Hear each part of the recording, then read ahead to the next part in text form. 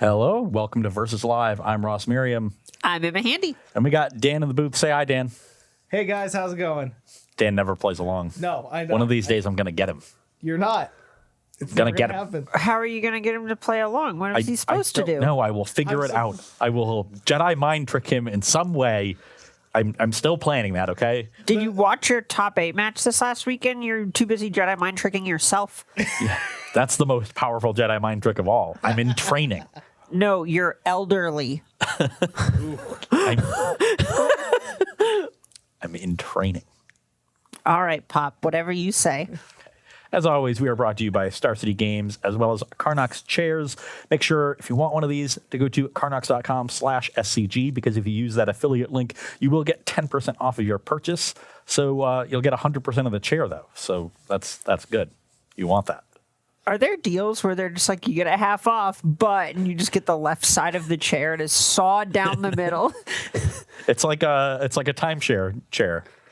That's just a weird thing to say, I guess, in an ad. Like if someone says you're going to get this for half off or we'll sell it for half off, I go, that's great. And then when they say, and you'll get the whole chair. It's like Willy Wonka's office in Charlie and the Chocolate Factory, where it's just half of everything. It's just half of a bust for him to rest his hat on and stuff like that. See? And everybody likes Willy Wonka. Look, all I'm saying is I wasn't worried about it before, but then when you said something, now it's on my radar, and I guess I'm glad you assured me preemptively. You're welcome. Okay, we are playing some Modern today. Modern is sort of the format du jour in the wake of the unbanning of Stoneforge Mystic and the ban of Faithless Looting. So got a lot to go over. There was an open last weekend. I don't know if anybody else noticed. Nothing really of note happened.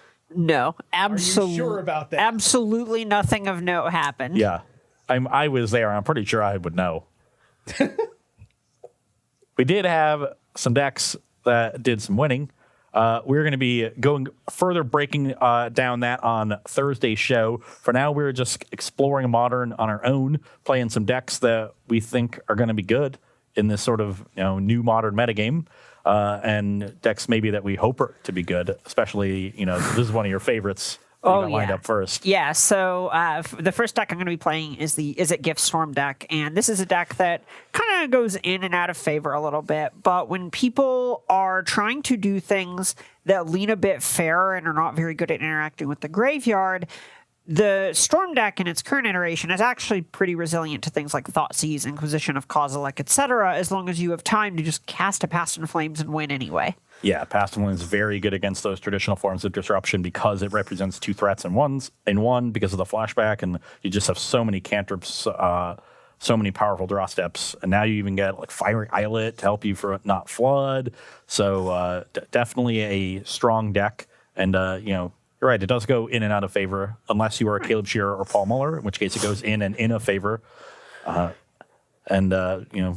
It's a deck that I always try, and I'm always impressed by how resilient it is, but I'm always a little bit unimpressed by how inconsistently explosive it is. Like, I see these turn 3 kills and turn 4 kills happening. I'm like, yeah, I want to do that a lot in a metagame where people are playing Tron and, Titan Shift and things like that. Those draws don't come together as often as I would like them to. Right, and so one of the nice things, kind of my personal rule of thumb for if I think Storm is a good deck, is if I think Remand is something that you actually want to be doing. And now that we see Stoneforge Mystic coming out to play, more people are playing these big mana kind of Urza decks. Tron, you mentioned. I think some weirdos are playing Valakut. It's a good time to be remanding. I always want to be remanding, regardless of if it's good or not. One of my favorite cards. Yeah, all right. That's neat.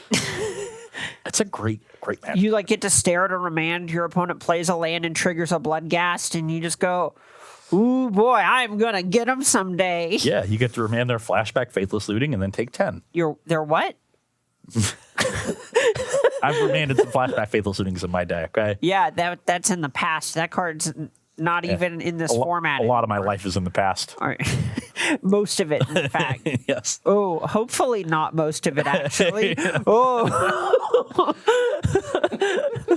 Most of it to date. Yeah, I mean, So what are you playing today? I am playing another deck I tested last week in advance of Dallas, and one that I came very close to actually playing. This is Selesnya Eldrazi. Allison Warfield took the deck on a very nice run, lost playing for top 8. The deck definitely has some chops, designed initially by Ryan Overturf. I have a slightly updated list from my experience with the deck. There's an extra land, extra noble, a few fewer talismans, slight change in the sideboard. I've cut down a little bit on the Karn, the Great Creator package, made room for some actual sideboard cards. Ones that are good against Storm, right? A couple of them are good against Storm. Wow, I'm shocked that you would do that. They got put in well before this matchup got set. Look, Ross, Okay. you need all the help you can get. It's fine. Okay. Well, we'll see about that. I'm gonna get some help from Thought Nuts here. That's the card that I want to draw a lot of in this matchup. My clock is going to be really important, and hopefully I just sort of kill you on turn 4 or 5. Maybe have a path for a whatchamacallit, Baral. Well, you're just giving me a mana that way. You're turning my mana bear into a mana? Well, the mana bear gives you about 12 mana. Harsh but fair? Yeah, and I haven't done the math, but I'm pretty sure 1 is less than 12. That math's in the past. Let's leave it there. Okay, well, let's get to the present and play some games of Magic. Now, Corey is still in possession of the marbles. Okay. So we have to roll to see who goes first. Okay. Would you like to high roll, odd, even? I don't know what we can. I don't know. What do you want to do, Ross? Okay, poker hand. Okay. All the dice. I'm gonna get some. That's way less than all the dice. They can't see that. For all they know, we only have 5 dice. I'm breaking the fourth wall. Yeah. What do we got? Pair of 3s. 6, 4, 1. It's not a very good hand. Full house. Okay, try hard. That's me. You'll be on the play. Yep. We'll draw our opening hands. What do we got? Is yours good? You're going to kill me on turn 3? What are they? They have a word for these. Snap keep. Well, I will be keeping mine as well. We've got a nice little curve here. All right, ready? Yeah. Sleight of hand. 7th edition sleight of hands. Come on. Are you kidding? That's I didn't order that is easily the best artwork of that. So this one's kind of awkward because you don't actually really want either of these cards very much.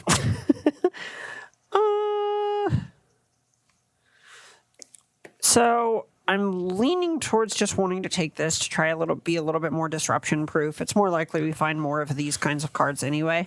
So we'll just take that here. Okay. I will. Oh, let's crack this. I'm going to go to 17 and get a Temple Garden. If I can find it. There we go. That was easy. It's really nice when the things you tutor for are in your deck. It's right there.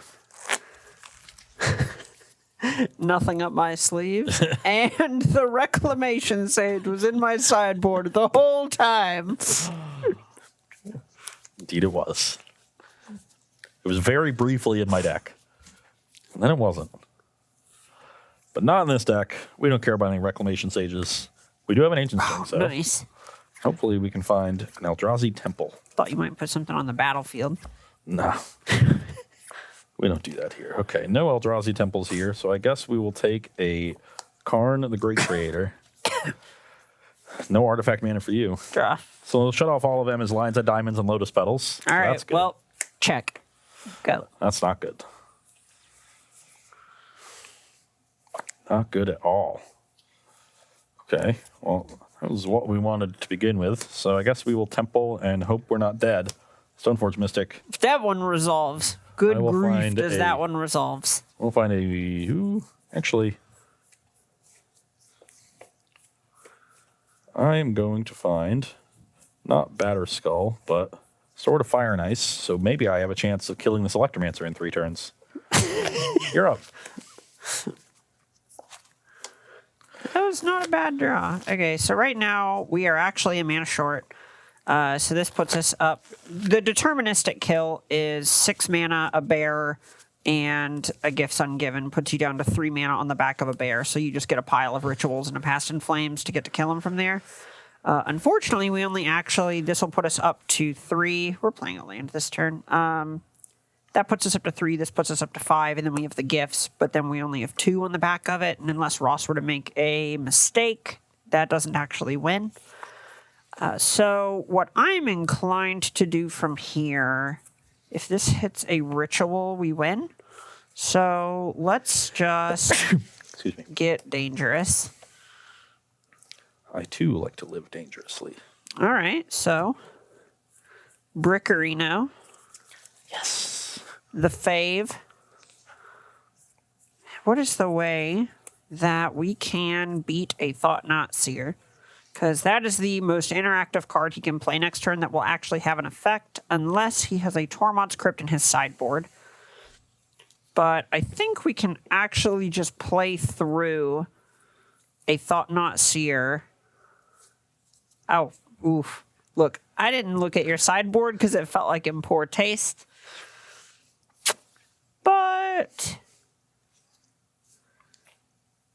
what we can do is... All right, 3.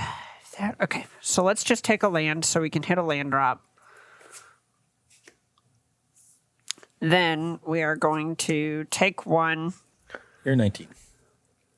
Desperate Ritual up to 3 red.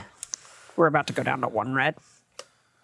Storm count is currently 2. All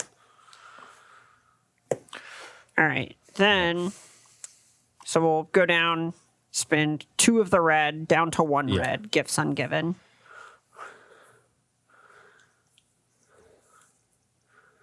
And we will get this, this, this, and this. And then if he bends... these 2, what's the way he can beat us here? If he bends these 2 and Thought-Knots this, we lose.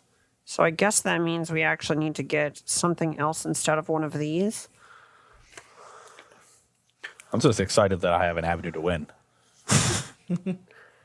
But I guess we still have 1 mana on the back of this. So if he gives us these 2, we can't keep going. But if we just give him the normal pile...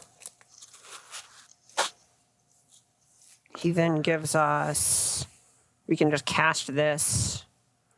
If he gives us those, and then he gets a chance to Thought-Knot this. But then we have Islet and 2 of those next turn. So let's just get the typical pile and hope it works out.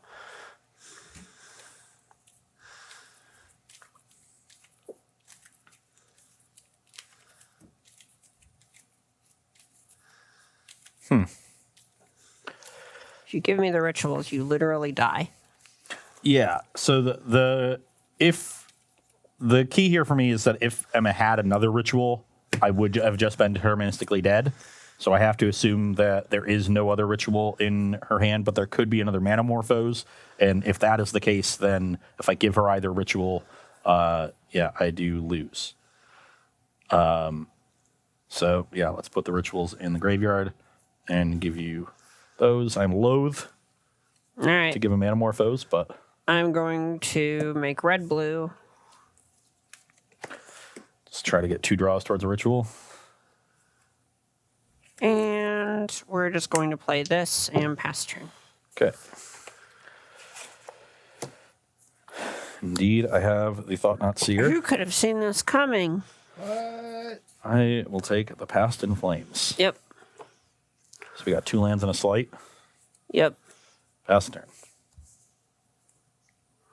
Draw a mystery card. We are going to sleight of hand first. Guess we take this one. Then we will opt. That does not do it, but if I think all that's going to happen next turn is a Sword of Fire and Ice. I've taken 1. I'm at 19. I apologize. Yep. I missed it. So if I'm still at a reasonably high life total, and I think I'm going to have to win through that, connecting with a Sophie, and killing an Electromancer, then I think we actually just have to take this, even if it isn't very good, and just hope our redraw is good enough next turn. Let's just go to 17 and pass. I have a Fiery Islet. Yep.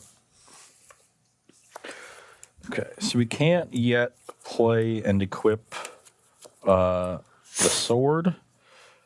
And I could get a little aggressive with this line, but I think I just want to be disruptive because the sword will eventually tear apart Emma's position.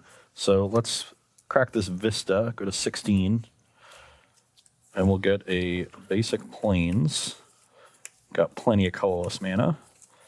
And I'll cast Karn the Great Creator. Maybe it'll get remanded. Nope.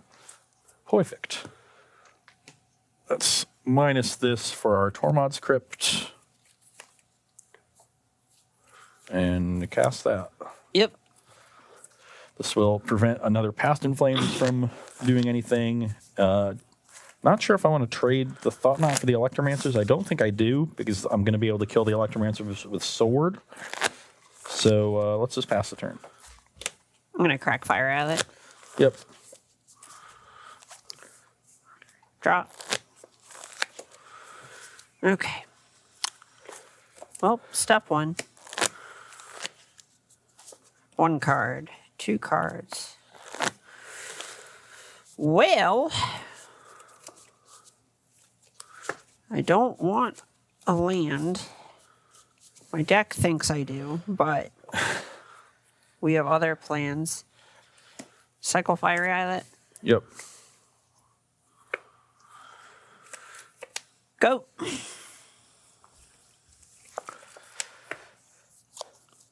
Let's play Sword of Fire and Ice. Yep. Ooh, that didn't even get remanded. Let's take 1 to 15 and equip the Thought Knot Seer. Yeah. And attack you for 6. I'm at 11.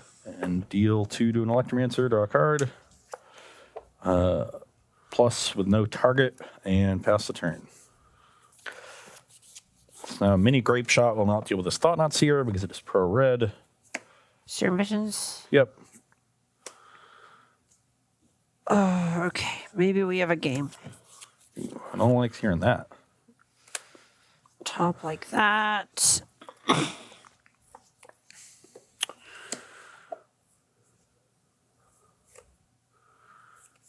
Okay.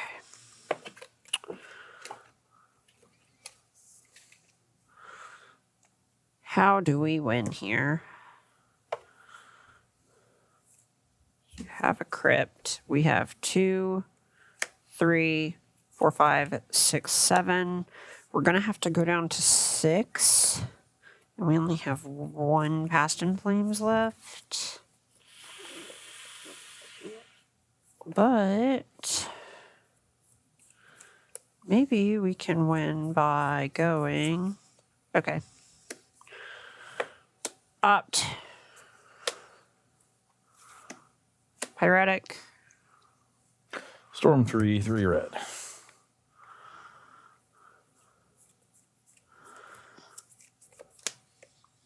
How can I do this?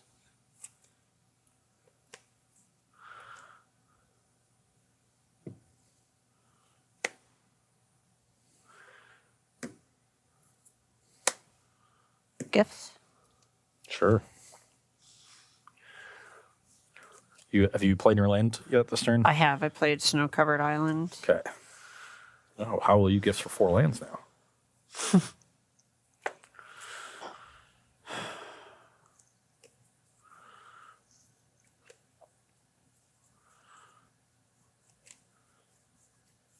Is there a world in which this wins?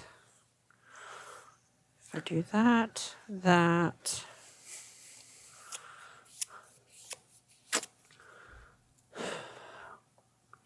Then if you give me this, I just lose. If you do it in response to the thing, no.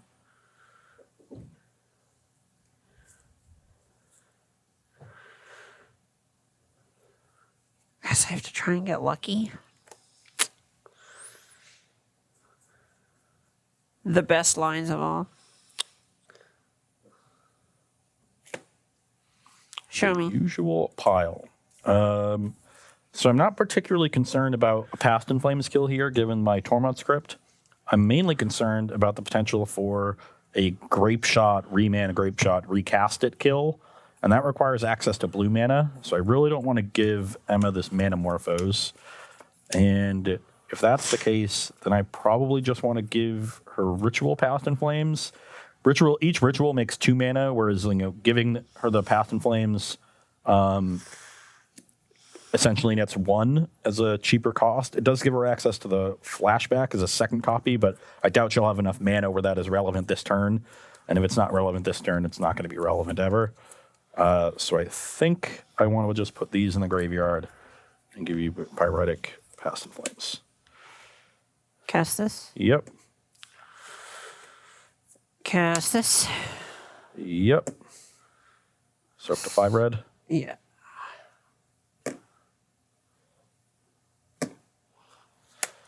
Tormod's Crypt you in response. Yep. Is this just double Grape Shot? No. I'm going to. So I get 9 of these. 8, right? 8. Yeah. You're right. 4 and 4. I am at 11. Go attack for 2. Block. All right. Go. I think the 2 life is more important. No fear. And you're at 11, so this Reality Smasher kills you? Yep. That'll do pig. The crazy things about Storm is I'm sure I screwed that up somewhere, but there were like 4 times I scryed a land to the bottom and drew a land. Yeah. No, I feel that same way every time I play that deck, and I'm not sure if there really is, but it's so complicated and there's so many options with cards like Gifts and Given that always feels like you should have a winning line somewhere. Yeah. Yeah, I definitely feel like there's a point there where the first gifts in particular, I had the read on the thought not, but if I had waited until your turn and pulled the trigger when I had confirmation, I would have only had 1 blue on the back of it's the rough part. If there was a way to give myself 2 blue on the back of it, then I could have maybe created a situation in which I get like a Remand or something as one of the cards, and then you only actually have 3 choices. And then it's easier from there. Yeah.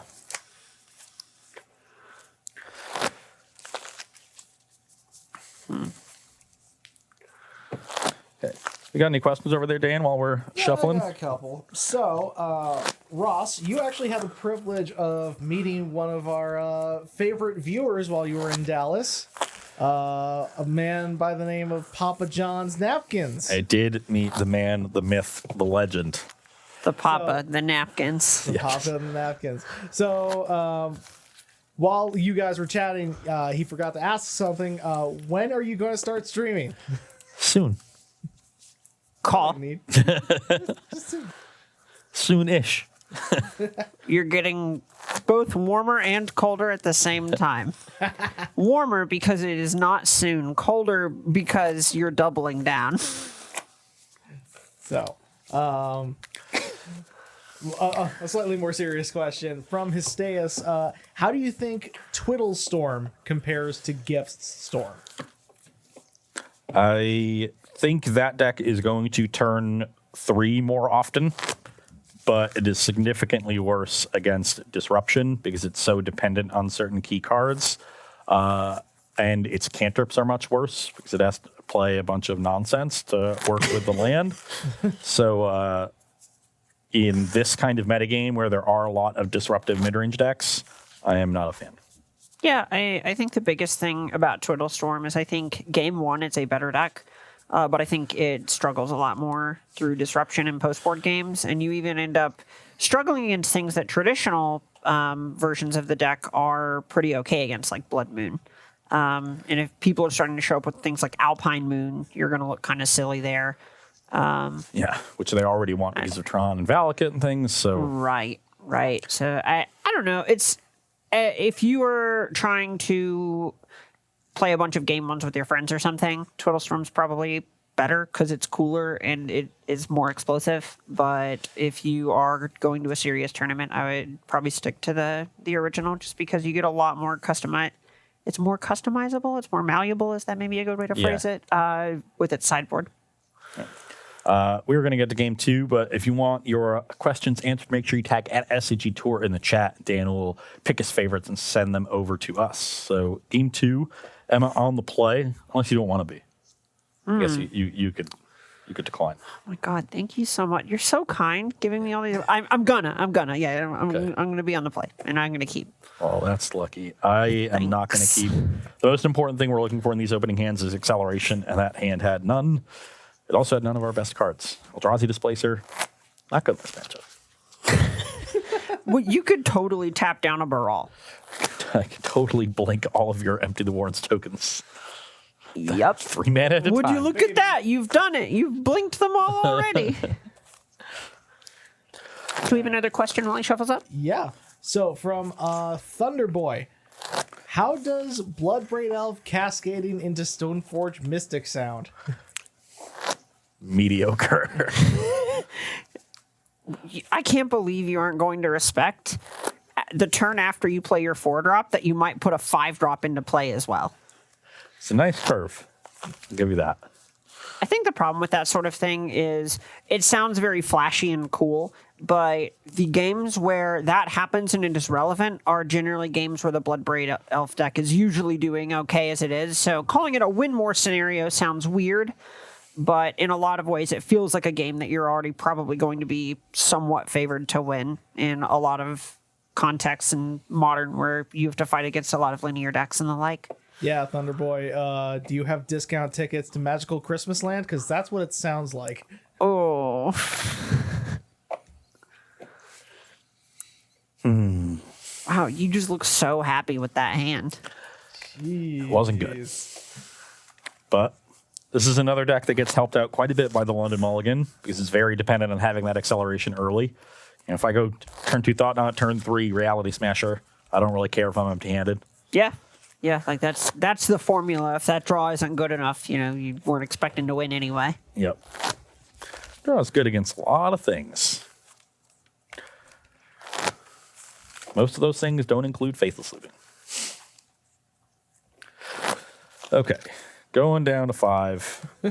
Gonna have the nuts. Everything's gonna be okay. The power of positive thinking. Okay. Send them your energy. I appreciate all that energy you're all sending. I have stolen it.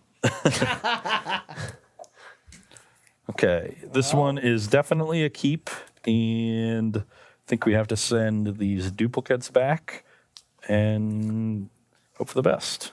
I'm at 19. How are you now?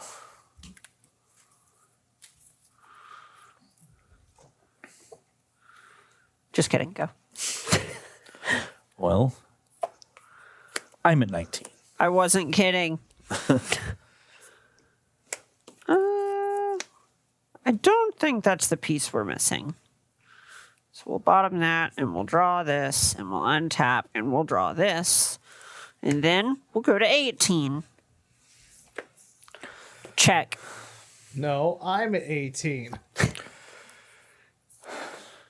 Actually, I'm going to play a Stoneforge Mystic and find... Oh, I think I want to find the sword again. Oh, this shouldn't be in my deck. Sideboarding's hard. Wow. I see. You just get to deboard mid-match. Cool, cool. Very cool. Tight. No doubt. No doubt. Cool, cool. Actually, do I want the... No, I want to get the Batter Skull. I don't have another land in my hand. If I had another land, I would like this sword. But where are you, Batter Skull? And then I'm going to one-up you on this life dealing game and deal myself 4 so I can dismember that. So I'm at 15. Cool. And you're up.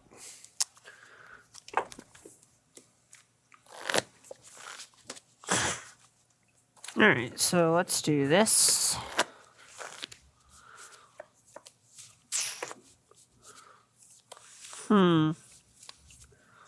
This is awkward. Maybe what we were actually supposed to do was this to cast this and then this to try and set up bears for next turn. But if we do that, I think we're not necessarily in great shape. Yeah, that might have just been foolish. It will be okay.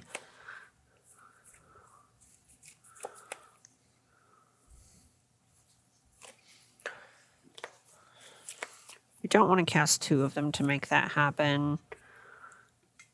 But this is the thing that makes us resilient to a Thought-Knot Seer. So we'll take it.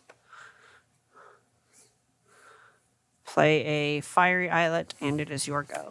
Yeah, just doing a good job of drawing those fiery islets. Thanks. They're painful. So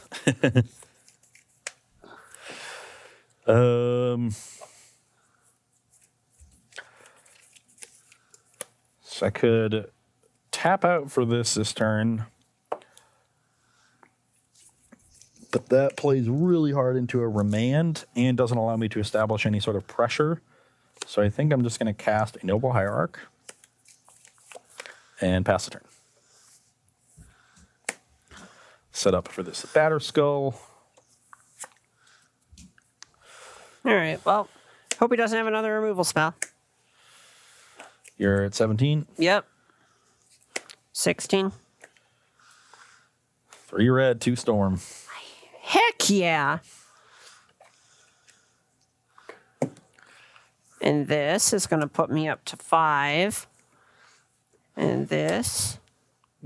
4 red, 2 blue. Draw off the mana mo. And then this is going to kill you eventually. But let's show off how it works really quick. So you get 3 rituals and a Past in Flames. And now no matter which pile he picks, I'm going to have the ability to flashback Gifts Ungiven. And keep going. And this is the amount of mana you need to just get to cast another Gifts Ungiven for another Past in Flames and so on. Yeah. So I'm going to do this. Up to 4 red. 4. 6 spells. Yep. Then I'm going to do this. 6 red, 7 spells. Then I'm going to do this. This costs 5 minus 4 is 1. 6 minus 4 is 2. I think I said that backwards. That's fine. We got there in the end. Yeah. 2. 8th spell. Up to 4. 9 spells. Up to 6. Up to 8. 11 spells. We're going to gifts again.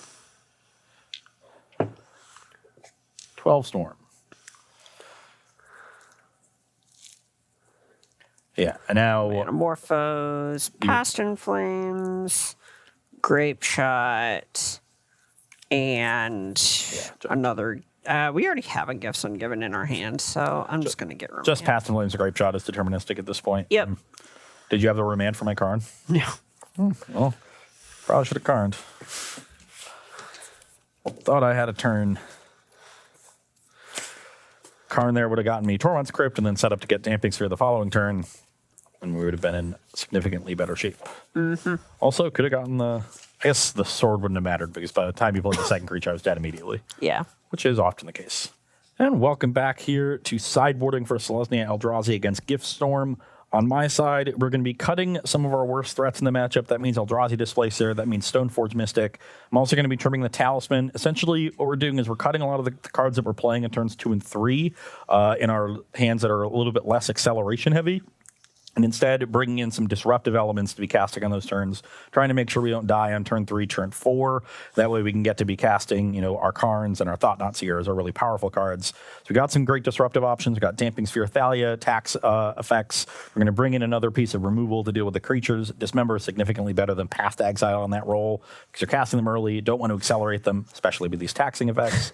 I'm also bringing in one of our 2 sideboard pieces of Graveyard Hate. I want to keep the Tormod's Crypt on the sideboard because that way I can tap out for Karn and still get something impactful. But the Grafdigger's Cage now in the main is something I can dig for with Ancient Stirrings. But most of the time, if I have enough mana to cage, I probably have enough mana or cage post Karn. I've probably untapped with it. I'm usually tapping out for it. So I'll just find like Damping Sphere or something a little bit more high impact. So I like this in the main deck here.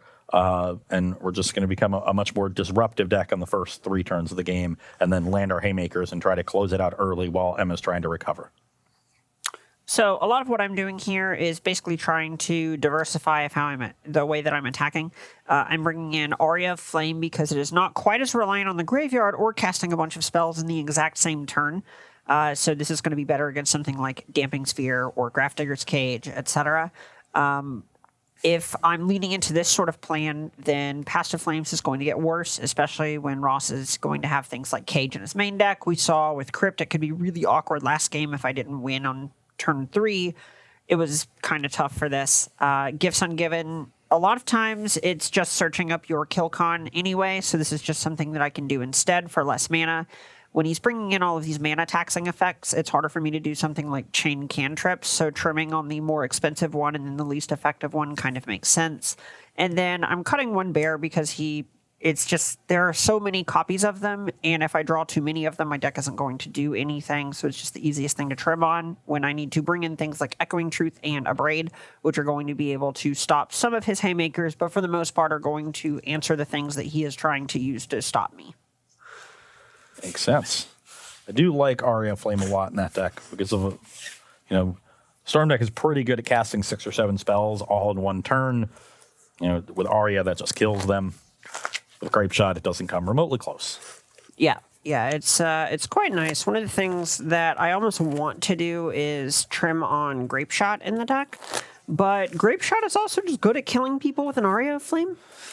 Like, it just makes like a Grape Shot for like 4 more reasonable, because that means you cast 3 spells before it plus the Grape Shot. That's 10 on the Aria Flame if it had no counters on.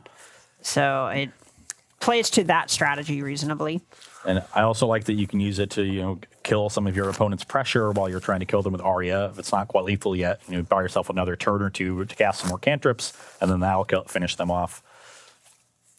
Exactly. When you have something like Thalia coming down, there are a lot of games where Grape Shot is just 3 mana kill a Thalia, and that is good enough when you're a Storm deck that just can't function under a Thalia sometimes.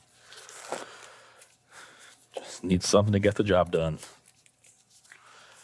I'm going to be on the play here for game number 3, but we got time to take a question or two if you got one, Dan. So before we actually get to questions, big thanks to our good friend Jim Davis, who during the break gave us a rate of 121 viewers. Thanks a lot, Jim. Woo. Thank you, Jim. Jim is pretty great. He has his moments. So I would say most moments, even. Actual questions. We actually have Russell Lee in the chat from his 4th place finish at Dallas. Yes. All these Russell, Ross fanboys. Yeah, Russell asks, who does the best push-ups? Ross, Harlan, or me? Me as in Russell, not me as in Dan. Well, go ahead. It's story time. That competition was won by Russell. And my chest is still sore. That's all I'm going to say. He walked in to lunch before we did this today, and he just goes, I did a push-up contest. I lost, and my chest still hurts. I hate this. Makes you feel any better. There's no way your chest hurts as bad as your pride. That doesn't help at all.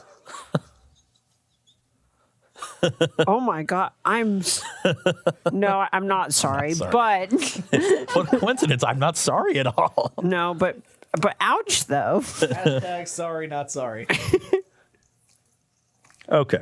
Well, I'm on the play here, and we have a good acceleration hand, and we've got some stuff to do with it. So definitely a keeper on my side. Just need to draw some high end here. Lands, check. Spells, check. Oof. Well, I'll start on a Noble Hierarch. I will play a similarly powered card in Slide In of Hand. Oh, that's actually kind of a tough decision. At this point, we really want things to do, so to speak. Obviously, we can do this and then just sputter off, which means that we kind of want this card. But this is... realistically, we're not actually going to get to do all of that through him keeping 7 on the play. So we wanted to keep this just to make sure we have a way to check its disruption. Okay, let's play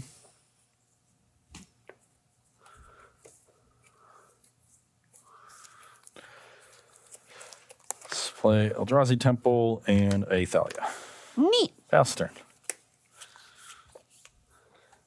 All right, so here he can't actually dismember right now because of Thalia. It would take some of his mana on his next turn to do that because of his own Thalia. So I actually just like jamming Electromancer here because it undoes the effect of Thalia, and we really want to make sure we're using our mana efficiently when we're probably going to have to do this next turn as it is.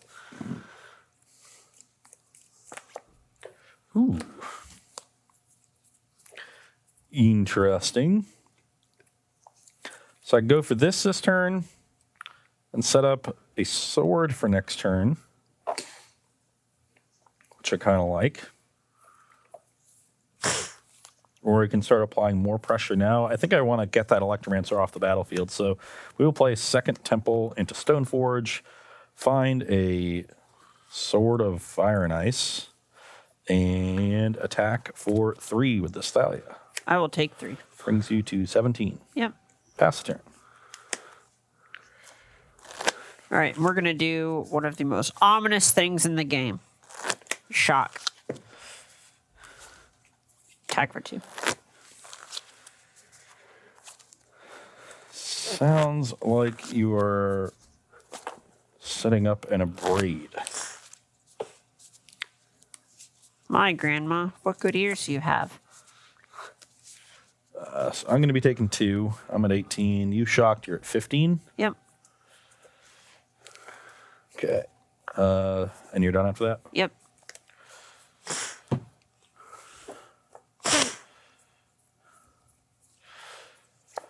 So I will do the thing I can do against an Abrade, which is Cavern on Eldrazi and play Reality Smasher. Bang. All right. And attack for 7. 7, huh? All right. Brings you to 8. Yeah. Pass the turn. End of your turn, I will attempt to abrade your Thalia. That will happen. Still end of turn. Opt. Yep. Top card.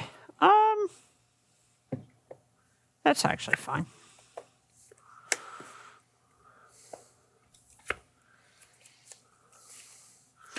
Play a land, kill you. Yeah, that'll do, pig. Don't call me that. Needed Some pig at Yes. the minimum. needed to draw another piece of disruption there. I'm unable to do so. For anyone who's new to the deck, this is what put me over that 6 mana threshold with a Gifts and a Mana Bear that we saw last game before the break. And rather than spend, 5-10 minutes of me searching my deck and giftsing over and over, assume that is just good enough for Ross and I to do it as we did. Yes. Don't need to see anymore. All right. As much as I enjoy watching Storm do its thing. I'm always a jerk when I play it in competitive REL events and will explain how it's deterministic. And if the person goes, no, play it out. That's the point where I go, all right, well, I guess they have a surgical, so I have to play around that now. I don't think they want to just eat 10 minutes off the clock for no reason. So there's obviously a reason they're doing this, and we'll proceed to just get up to 20 Storm before exposing a grape shot. Yeah. I do that too. If they're going to let me do my thing, I'm going to do it as best as I can. Oh, you think I'm in here with you? No. You're trapped in here with me. Okay. Game number 4, back against the wall. Do you have a question? Yes, we do. First off, from Timido1, I really need to know if Ross lives in a small hut with a hole in the middle to have a fire and a large pot of soup cooking throughout the day. He's extravagant enough to have a large pot. Or so soup doesn't seem to be in season right now. Yeah, not a lot of soups being made in the Miriam household right now. But we are getting there. In a couple months, it'll be soup season. And I like making some soups. A nice minestrone. Gesundheit. Roasted butternut squash. Squash soup. Big fan. Bless you. But yes, I do. I live in a small hut with a hole in the middle, and in the winter, I make soups. So, Emma, one for you from Sure. Matework. What is your opinion on the number of Fiery Islet? Or Islet? Islet? Islet? I don't know how to pronounce this. Islay. Islet. That one varies a lot for me right now. I think the number I want is like 2. There might be a world in which, if you expect your post-board games to be going longer, if you're leaning into things like fact or fiction and so on, or especially if you like Chandra, you might want to go up to a higher land count, and that's the world where you can actually justify having more lands in your deck by having them turn into spells more frequently, things like Fiery Islet. So that's the spot where I would probably go up to 3 or 4 copies. But right now, if you're trying to keep it a more traditional version of the deck, I don't think you necessarily want to replace all of your Shivan Reefs with them, so probably 2.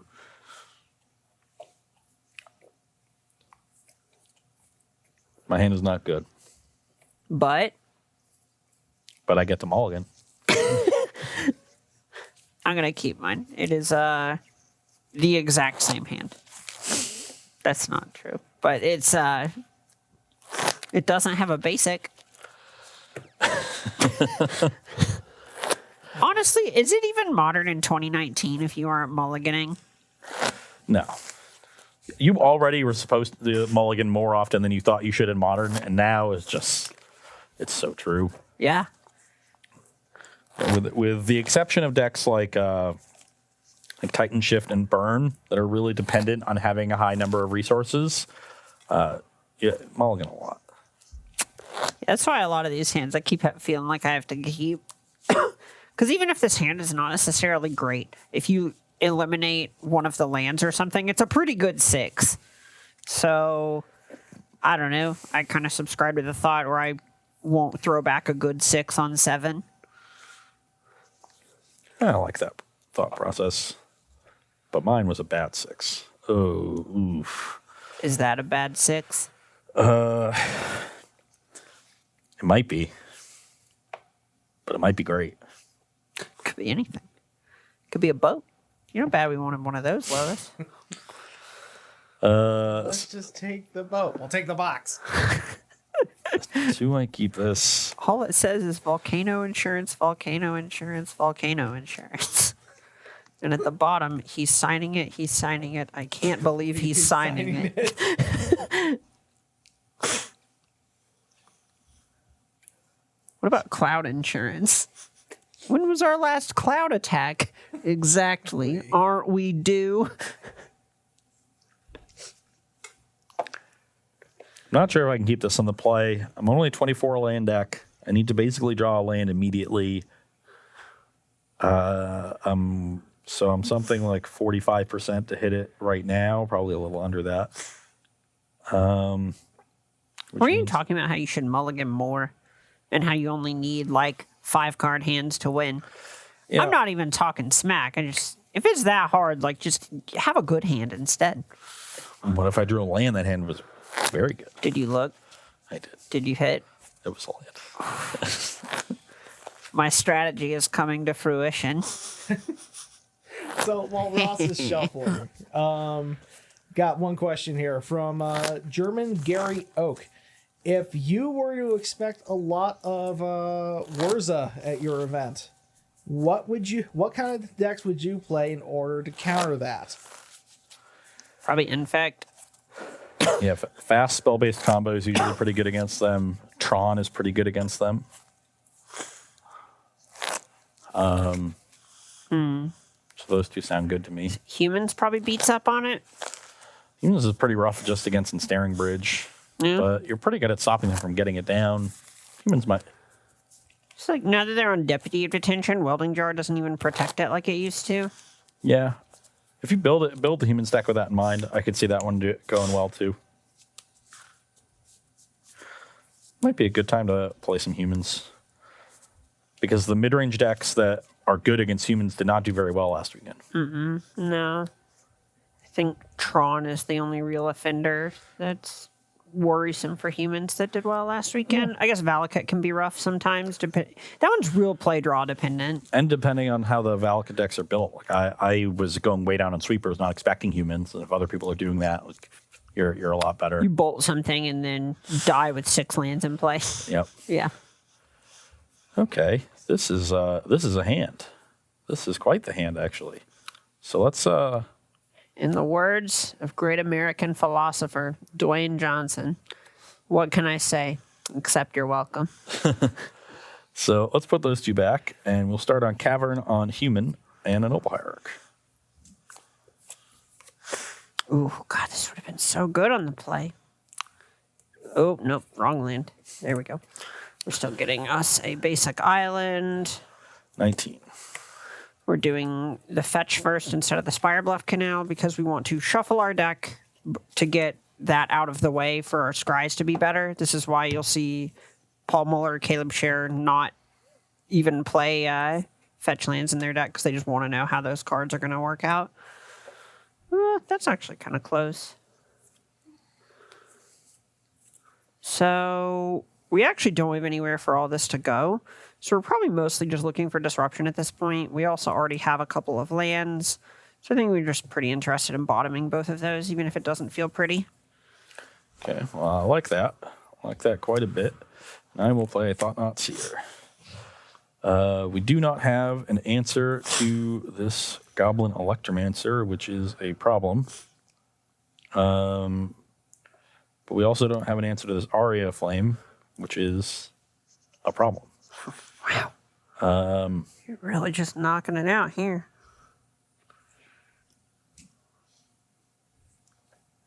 Do you even answer to remand? Oof. Yeah, can't remand this. Do you even answer to Steam Vent? Oh, never mind. You can't take that. Yeah. How do you even answer Pyretic Ritual? Definitely not taking the rituals. Wow. That's like a reverse Sacred Cow. Kind of want to take the Aria. I think the Aria is the really threatening card. We have answers to Electromancer. We're not dead yet. Yeah, let's just take the Aria. Yep. My hand is much worse now that remand is public information. Yeah. My go? Yep. All right. I still want to represent remand because that makes us go against like Reality Smasher or another Thought-Knot Seer. There's also a chance, depending on what we draw, that it's better to just hold up the Electromancer like this rather than expose it to something. We look real dumb if he plays a Thalia off this cavern, though. Attack for 5. Yep. Brings you to 14. Yep. Eldrazi Temple, pass the turn. Okay. All things considered, that could have gone worse. 12. Go. Trigger. I'm at 30. Weird flex, but okay. That was a good draw. Thanks. I drew it myself. Attack for 5. 7.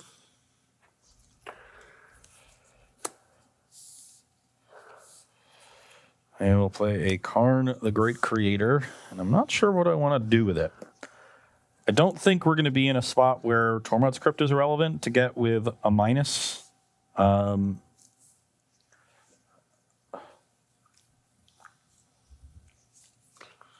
So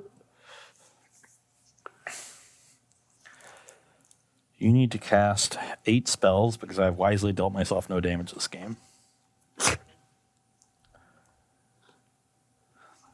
You need to do it in 2 turns. And if I plus the first 3 spells can just go at the Karn, and then the 8th spell still deals me exactly 30. If my math is right, yeah. The eighth triangular number is 36. So you cut off the first 3, you still end at 30.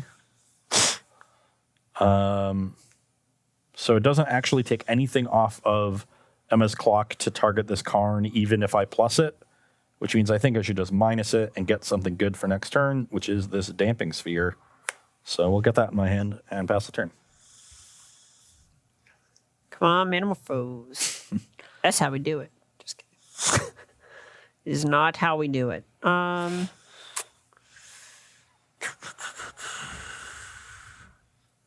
One you. 29. Maybe I'm actually supposed to go after the Karn since it doesn't change the clock. Yeah, we'll just go after Karn Okay. here. Still 30. Yep, sleight of hand. I see you.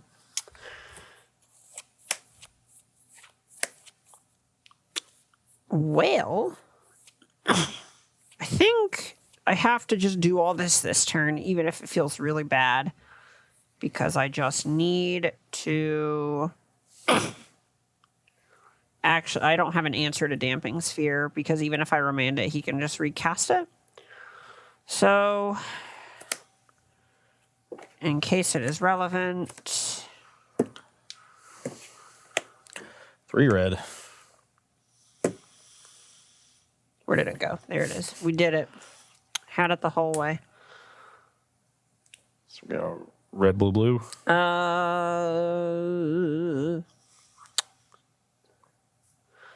guess we are supposed to do this. Which one gives us the best outs to be lucky? I guess we could do this turn, or next turn rather, which helps us pay for the sphere. So we'll do blue, blue, and accept that we're probably just done for the turn. If we hit a land drop, we can keep going as well. So you have blue, blue, red, right? Yeah, blue, blue, red. 3U. I'm at 27. Yep. Draw a card. Thank you. Well, that was the punishing thing to draw. Is there a world in which... So it's going to be a Damping Sphere. Okay, well, let's just do this. Play the Electromancer. Storm count is up to 4. Cast. Sleight of hand for you. I'm at 23.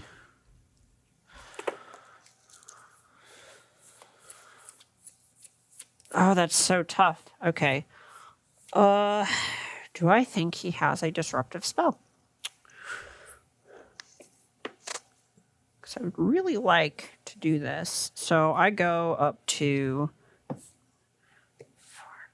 3, 5. Then this actually costs 4. And so then I can't even cast anything on the back of it through a Damping Sphere. So I guess that means I'm just supposed to take this and play it.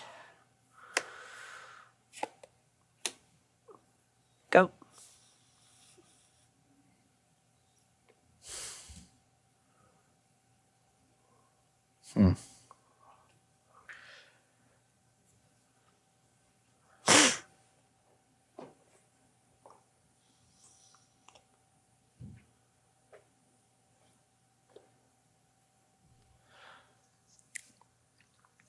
It's an interesting decision as to whether or not I want to pass this Goblin Electromancer or not. I probably just have to, because at the very least it represents a block here, which is an entire other turn.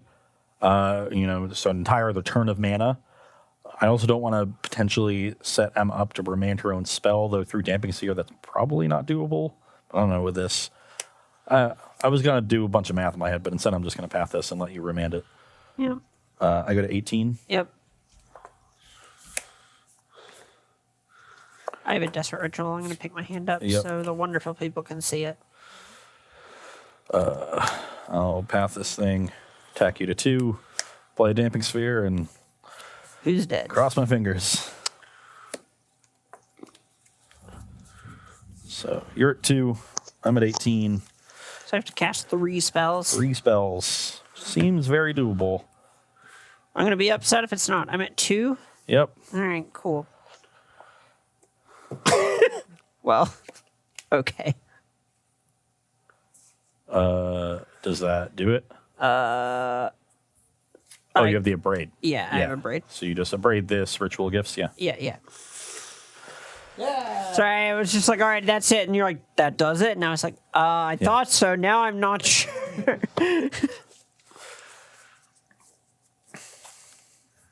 Okay. Oh, a nice close one. The Aria looked very good in a matchup where I can't really deal with it. It felt really nice that I could just jam something and then play a bunch of rituals that went nowhere. and pass. Yeah. Like, it's preemptively playing the payoff cards is weird, but obviously cool in that instance. I wonder if I was supposed to find Walking Ballista off of that Karn. Just try to and get the just- last couple points in that way. Yeah, basically just forces you to hold up the remand. And makes you like a little bit more mana inefficient, but it doesn't really let me do anything. Though it does win the game if I draw a land, because then I get up to 6 mana. I can cast it for 1. If you let it resolve, I activate it, and if you remand it, I cast it for 2. Yeah. So it does beat remand if I draw a land, which I ended up doing. But I thought I just wanted something more consistent because I felt like I was ahead. Yeah. And then it didn't work out so well. Yeah, I mean, I had to get lucky on some cantrip chaining there. Well, that's what the deck does. You know, Aria is just, it's so nice to have a card that doesn't really care when you cast them or which exactly ones you cast. You know, with Ascension, sometimes you play it and you just accidentally draw like one of each cantrip and you just have this card that does nothing. Aria is just completely agnostic to all of that, doesn't use the graveyard, can answer some things, you know, in the meantime if you need to kill a planeswalker, like something like Narset in particular. So was been really impressed with that card in Izzet Phoenix, and it seems even better in Storm as an alternate win condition. Yeah, I remember the weekend that Modern Horizons first came out, a lot of people were talking about playing it over Pyromancer Ascension, and there were some people kind of disagreeing about that one way or another. And that open weekend, the Team Modern Open, got to see a lot of Aria Flame in action. It was really impressive, especially when you get stuff like Finale of Promise involved. It just goes bananas. Yeah, Finale with Aria is, we call that one a combo. Oh my god, do you don't think Wizards of the Coast did that on purpose? What? No. That's silly. I assume that they design all their cards at random with no thought at all. They actually just go to MTG Cardsmith or what have you and hit the random card generator. Yeah. You know what? Let's have something in creative fix the templating on this. It's perfect. You pop the bubbly. Let's go. We are done for the week. Perfect set, everybody. Okay, we are a little bit over time, so we are going to go right to our break. Take a short break here while we set up for match 2, which is going to be Amulet Titan against Azorius Control. So how long of a break do we need, Dan? 5 minutes? That's what he's saying. We'll be back in 5 minutes. Play some more Modern.